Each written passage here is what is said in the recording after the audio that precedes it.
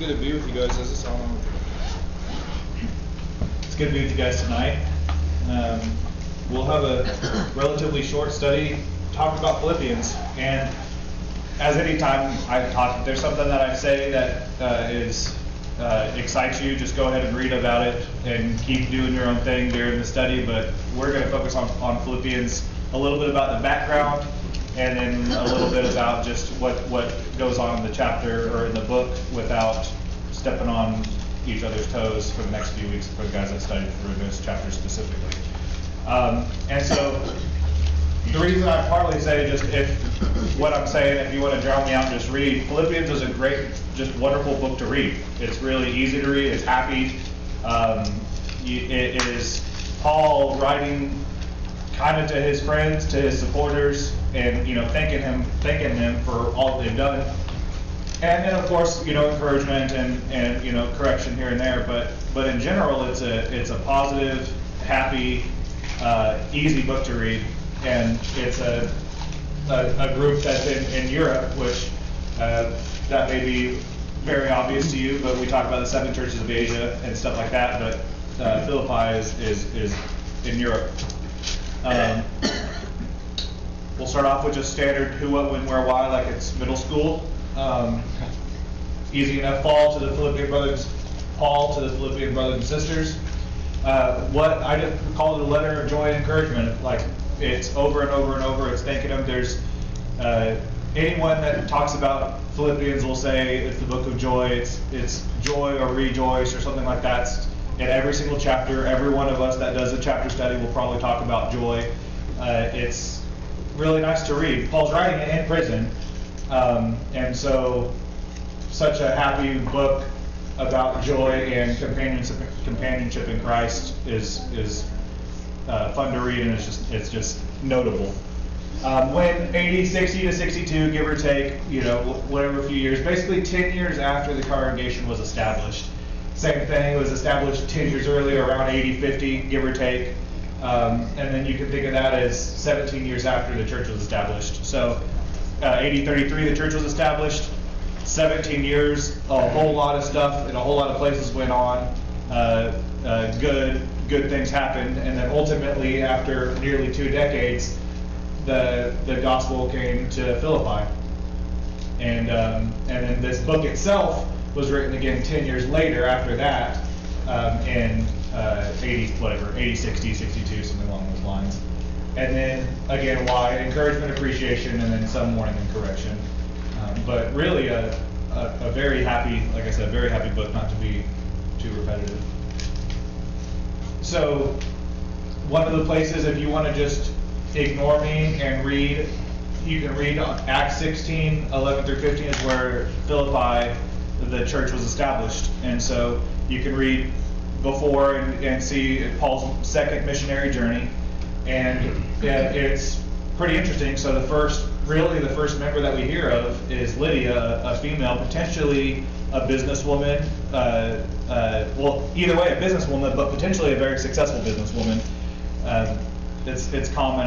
We don't have to talk about those details too much, but she sold purple goods, which that's a elite color and things like that. So it gives you an indication that that she had a good business. And then it said that her household, it didn't mention her husband. A lot of people believe that maybe that she just had a successful household with people who worked for her and things like that too. But they were the first members, and so it's kind of fun to think about. Acts 16 is when it happened, and then this book's 10 years later. But these people here very likely have grown, and her household maybe if there's younger ones are becoming more stronger and whatever the case is. But it's just kind of fun to think about. And then the reason again why I say it's easy to just read Acts 16 is it starts off with a bang in Philippi, and so any of these stories is interesting. The profitable slave girl. So the title is "What Did They Experience?" They experienced a lot of really interesting stuff, and so we'll hit a few of them. Y'all know the stories, but starting Acts 16, the Spirit cast out, and I just call it a profitable slave girl. It's an interesting story. If you want to look at it, I wouldn't blame you. But this girl was accurately calling them, calling out that they were the truth and they were sent from God and things like that. And they cast out the spirit from her, that she actually did have, it seemed to be some well, she was at least telling the truth here. And so it became a problem. So that's 16 through 18. My version, I think the New American Standard says, Paul even got annoyed with this girl being so loud and things like that. But anyway, and then so they're in prison basically because of this act. The owner of the slave effectively was mad and saying that they were causing issues. And so we know of, we don't really ever talk about that story that much, but it's interesting. So the Philippian people saw that. They saw Paul and Silas in prison. And then of course the conversion of the jailer, we hear about that a lot, where they were singing and praying and in jail, and there was an earthquake and the jailer was going to kill himself, but instead he became a member of the body of Christ through baptism immediately. And so it's fun to think, again, 10 years later, we have, in the book that we're going to study just briefly, we have all of these people, the jailer and their family, Lydia and her household and their family, very likely are all still around. And then they also, on top of seeing those miracles or being around for those miracles, they got a letter from Paul himself. Pretty interesting. And so for last, that was 10 minutes or so. For the last 10 minutes or so, we're just going to go over some of the chapters, maybe some of the main verses that you guys may have heard, or maybe just to give you an overview of what to maybe look forward to for each of the 4 chapters. And Tom next week is going to do chapter 1, and so like I said, I'm not going to try to get into it too much, but in the greeting, it's fun that he mentions an evangelist, the saints which are the members, Christ, bishops which are elders, and deacons. And so, like I said, 10 years later, we have a mature congregation that has a little bit of everybody, all, leadership, membership, and then he earlier introducing himself, and Timothy talked about an evangelist, but that's an interesting point. And then he prays for the Philippian Christians. I just picked out this verse. And this I pray, that your love may abound yet more and more in knowledge and all judgment, that you may approve things that are excellent, that you may be sincere and without offense till the day of Christ. In a nutshell, that is, you could talk about the whole book is that, and things along those lines, but being at peace with each other, and all working towards the same goal. And then Christ is preached, the same message. And then a verse that's very popular in verse 19 through 26 of chapter 1 is, for me to live is Christ and to die is gain. This is where Paul is saying, effectively a couple verses later, that I would rather be with Jesus, but we're accomplishing a lot here on earth for you and for me. It's beneficial, apparently, for me to stay. And so even though I would rather be home, I would rather be gone from this earth, it's beneficial to stay. And then this verse, for me to live is Christ and to die is gain, it's following Christ's will. And we're not in the same exact position as Paul is, but for us it's the same way. And you'll see that verse maybe on signs or whatever the case may be, but that's where it comes from. And then striving and suffering for Christ. Well, Paul can easily talk about suffering. He's in prison, and there's an easy push to say, no matter what you're facing, keep pushing. And then chapter 2, I love unity through humility is what I titled it. Again, all the disclosures, none of those sections are God. They're different sections based off of me or whatever versions it is, but your Bible may say a lot of that stuff too. But anyway, unity through humility. The verse there that I like is fulfill my joy, that ye be like-minded, having the same love, being of one accord, of one mind. Let nothing be through strife or vainglory, but in lowliness of mind, let each esteem others better than themselves. And again, if you wanted to talk about a healthy, happy congregation, a healthy, happy life in a nutshell, again, this verse in a nutshell gives you what you need. And then he says, the next bit, he says, effectively, how can you be prideful when Christ himself was humbled so far from God to man, and then how are we going to be prideful among ourselves? And when you put it right back to back, it's really hard to act like you're better than anyone else for doing anything.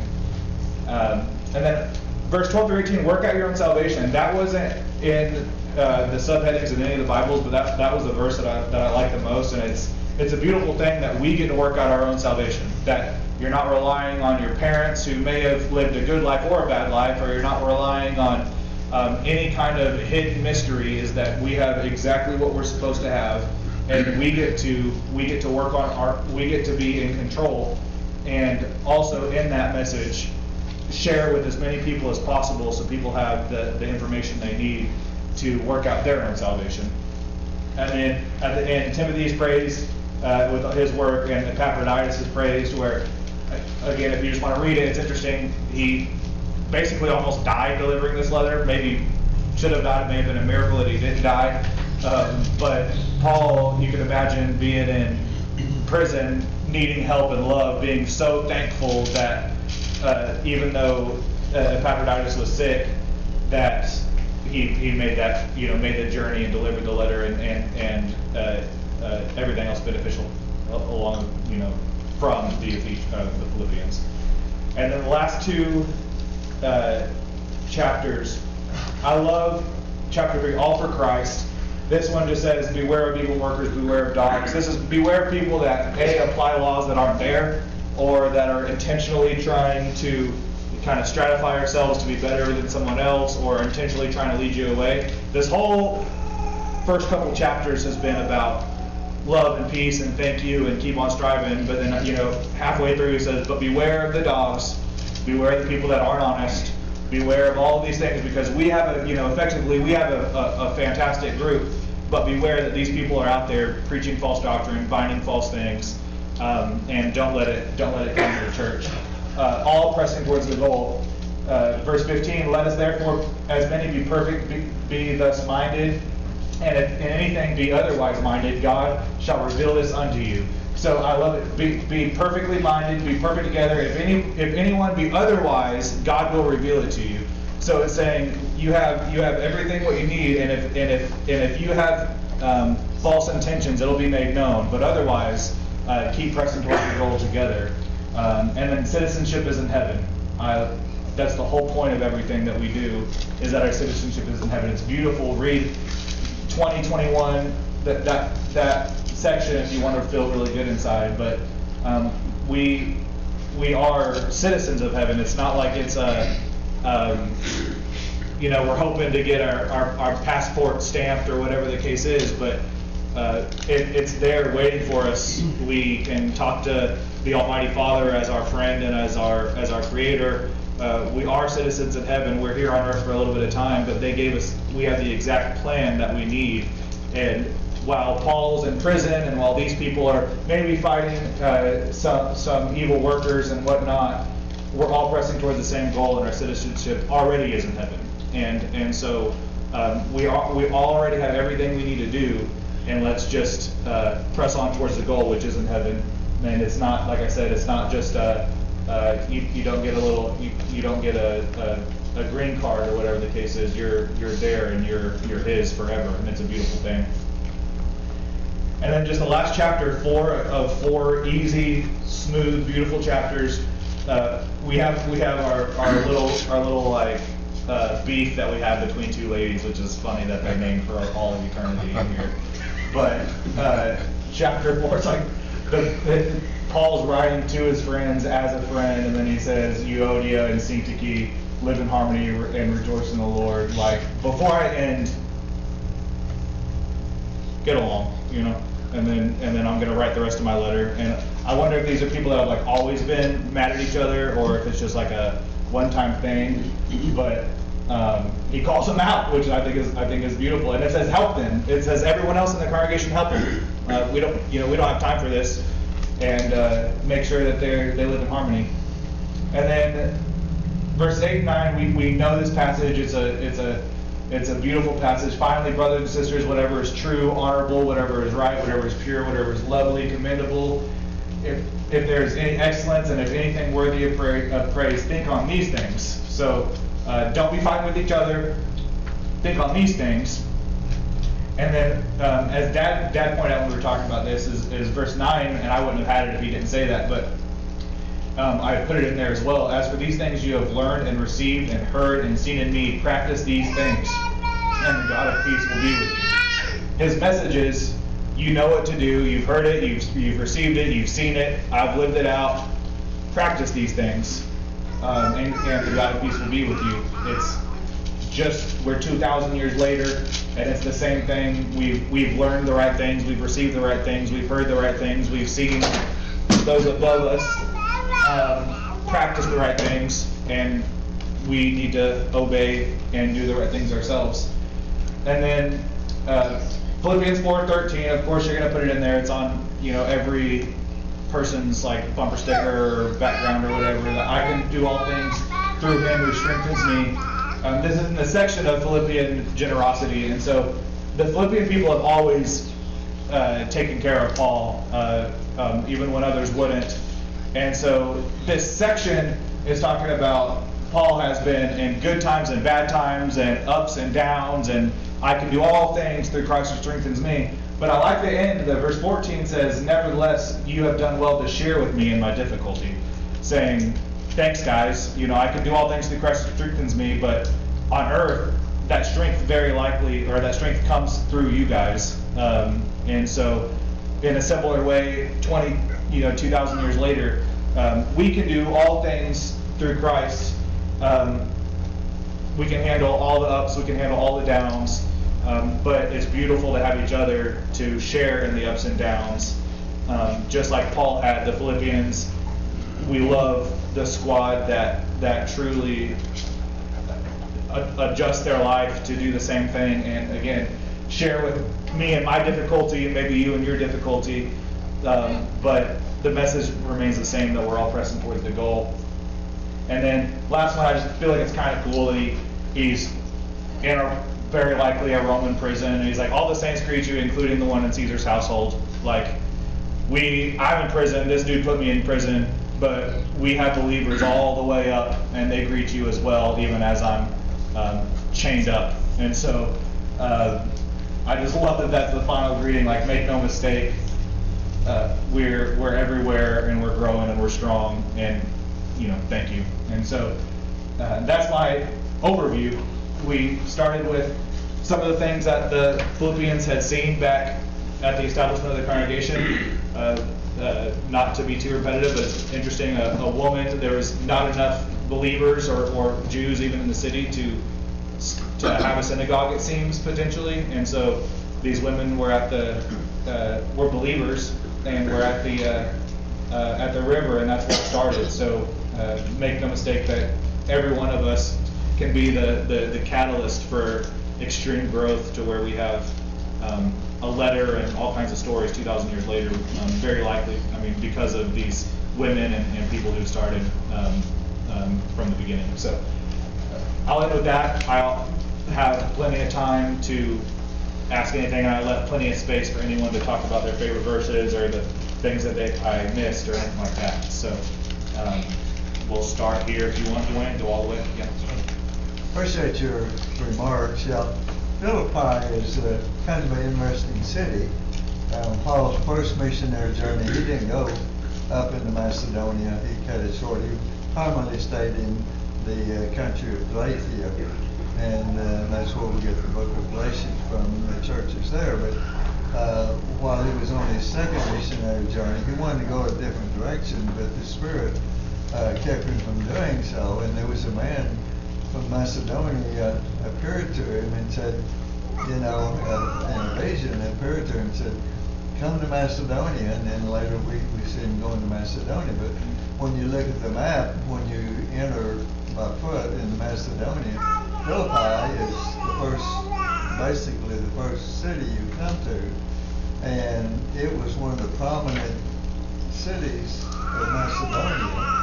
And then when you think about other things that happened, when Paul was writing his second epistle, well, the first epistle to the Corinthians, he was in Ephesus, and anyhow, he sent a letter to 1 Corinthians to them, and they hadn't responded, so Titus was supposed to respond back to him, but they met up in Philippi. And so that just shows that city was a prominent city even in the brotherhood back then. Yeah. And but the words you talk about, there's some excellent teaching to be received from that chapter. Yeah. Appreciate it. Absolutely. Thank you for more of the history. It's interesting. Going all the way back. Well, keep it coming. Pops? You know, I love the Philippians 4:4. Back a number of years ago, and I haven't heard anybody singing it in quite a while, but Philippians 4:4 has a song, "Rejoice in the Lord always," and again I'll say rejoice. And that used to be in little handout booklets that we'd see across the country, and then maybe one of these days we get another handout when they put it in there. But I really enjoyed that. What I enjoy about Philippians is the joy that it brings to your heart. It is such a blessing, and how Paul is telling us how to think, and what you got on the board now, verse 8, how to think, and then follow his example. There's just so much to be learned and appreciated out of this great book. I was noticing today, looking over Philippians some, Paul, depends on which translation you use, but the word joy or rejoice is used like 20 times in 4 books. That's an average of 5 times per chapter for these 4 chapters. So that was definitely on his mind. And remember where he was, like you said in your lesson, he was in prison. But yet he was calling on people to rejoice, be happy, and be joyous in all things. So it's just so much heartwarming teaching we'll find in this chapter, in this whole book. And I'm really looking forward to enjoy this introduction, and I'm looking forward to all 4 chapters. Yeah, me too. Thank you. Thank you. What else? Well, if that's it, we'll close on up. It was a great study. I really enjoyed, you could talk forever about all the different verses and things like that. I really enjoyed the study. But the thing that it made me feel like 21st Street, it's Paul writing to his squad. And so the peace and the humility and all those things is what we want to embody. And so if you are lacking in anything, truthfully, if you haven't become a member of the body of Christ, that's very simple to do. We saw it just a couple months ago. If you are not living the way that you should, or even just need prayers for strength, whatever the case is, this is family, and this is a time that we set aside to please come and stand, come while we stand and while we